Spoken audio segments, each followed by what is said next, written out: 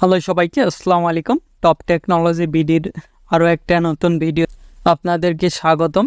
আজকে আবার একটা নতুন ভিডিও নিয়ে হাজির হলাম। আজকে মূলত দেখাবো পিসি রিলেটেড ভিডিও। এটা কিভাবে আপনাদের পিসি অথবা কম্পিউটার ফাস্ট করবেন, সেরকম ফাস্ট হবে আপনাদের ইচ্ছা মতন এখানে ইউজ করতে পারবেন। A to Z দেখাবো এবং এখানে যেগুলো টেম্প ফাইল রয়েছে, আমাদের টেম্প ফাইলের জন্য, টেম্পোরারি ফাইলের জন্য আমাদের পিসিগুলো আর কি স্লো হয়, পিসি অথবা ল্যাপটপ স্লো হয়ে যায়, এগুলো কিভাবে ডিলিট করবেন এবং সেই রকম ফাস্ট করবেন আমি A to Z দেখাবো। আশা করি বুঝতে পারবেন। আমরা অনেকে ফটোশপ, প্রিমিয়ার প্রো, কামটাশিয়া, তারপর আদার্স যেগুলো রয়েছে এগুলো ইউজ করি। এগুলো ইউজ করার পর আমাদের ব্যাকগ্রাউন্ডে এগুলো আর কি অন হয়ে থাকে। এগুলো কিভাবে রিমুভ করব, টেম্পোরারি আর কি ভাবে টেম্পোরারি থেকে ফাইল থেকে এগুলো ডিলিট করব। আবার অনেক সময় আমাদের ডিলিট হওয়া ফাইলগুলো আমাদের টেম্পোরারিভাবে থেকেই যায় আমাদের পিসিতে। এগুলো কিভাবে ক্লিন করব A to Z দেখাবো। আশা করি ফুল ভিডিওটা দেখলে বুঝতে পারবেন। আমরা প্রথমে উইন্ডোজ আর চেপে এখানে আপনি কমান্ড দিবেন, সেটা দিয়ে এখানে দেখেন, এখানে আপনি প্রথমে দিবেন হলো পার্সেন্টেজ, এখানে শিফট ধরে পার্সেন্ট দিবেন, তারপরে এখানে আবারও টেম্প লিখবেন, TEMP টেম্প লিখে আবারও পার্সেন্ট দিয়ে এখানে আপনি ক্লিক দিবেন, তারপরে ওকেতে পেজ দিবেন। ওকেতে পেজ দেওয়ার সঙ্গে সঙ্গে এরকম একটি ইন্টারফেস আসবে। এখানে আপনাদের কন্টিনিউ চাইতে পারে, সেক্ষেত্রে কন্টিনিউ ক্লিক দিবেন। কন্টিনিউ ক্লিক দেওয়ার পর এরকম একটি ফোল্ডার ওপেন হবে, Ctrl+A দিয়ে এখান থেকে আপনারা ডিলিট করে দিবেন ডাইরেক্ট। এখানে ডিলিটে আমরা ক্লিক দেব, তাহলে কিন্তু এখান থেকে আমাদের ডিলিট হয়ে যাবে। এখানে যেগুলো ডিলিট হবে না সেগুলো স্কিপে ক্লিক দিবেন, আমাদের সব ফাইল ডিলিট নাও হতে পারে।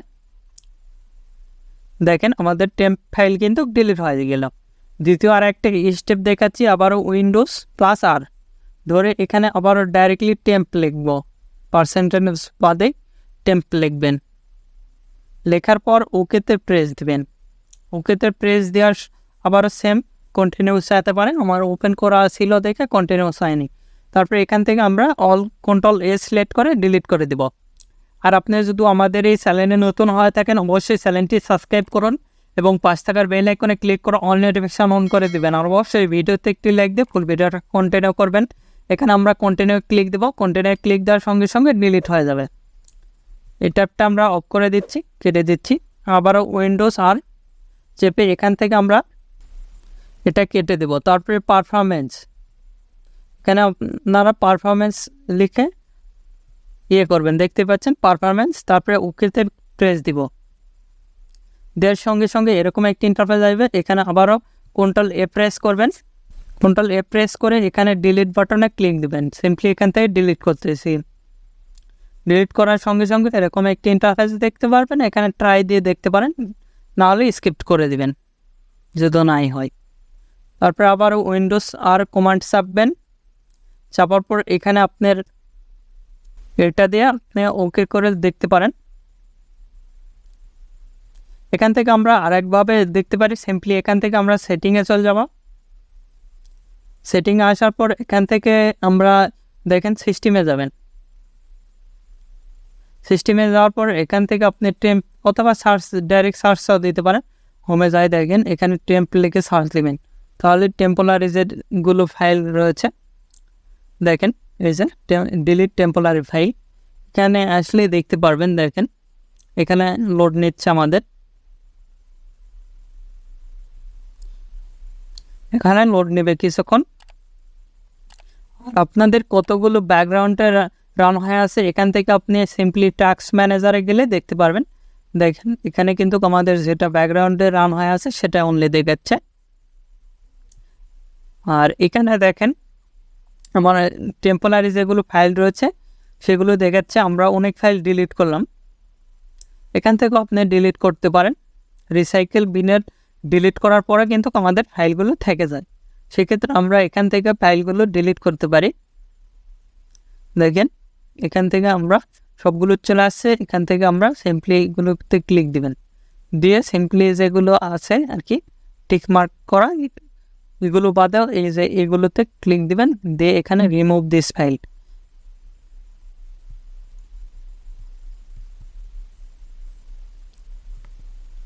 সেক্ষেত্রে রিমুভে ক্লিক দিলে আমাদের কিন্তু রিমুভটা হয়ে যাবে।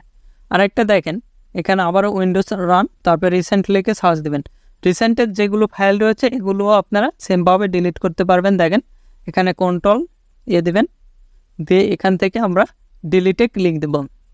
ডিলিটে ক্লিক দেওয়ার সঙ্গে সঙ্গে রিসেন্টের ফাইলগুলো কিন্তু আমাদের ডিলিট হবে। রিসেন্টের যেগুলো রয়েছে আর কি, যেগুলো আমরা ব্যাকগ্রাউন্ডে রিসেন্টে রেখে দিয়েছি সেগুলো ফাইল কিন্তু ডিলিট হয়ে যায়।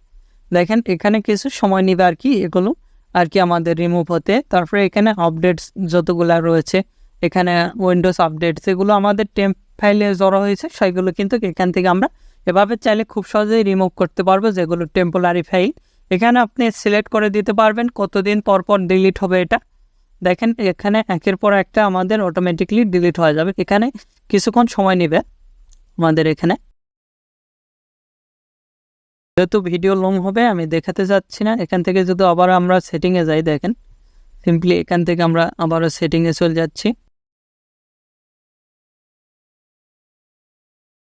দেখেন এখান থেকে আপনি টেম্পোরারি অল ফাইলের শো দিয়ে দেখতে পারেন কোনটা কতটুকু রয়েছে। তারপরে ভিউ, স্টোরেজ ড্রাইভ, তারপরে চেঞ্জ, তারপরে সেপারেশন, তারপরে ব্যাকআপ অপশান রয়েছে। এখান থেকে আপনি চাইলে ব্যাকআপও নিতে পারেন। দেখেন ব্যাকআপ অ্যাকাউন্ট ড্রাইভ অ্যাড করতে পারেন, অটোমেটিকলি যেগুলো ফাইল রয়েছে এগুলো অ্যাড হবে।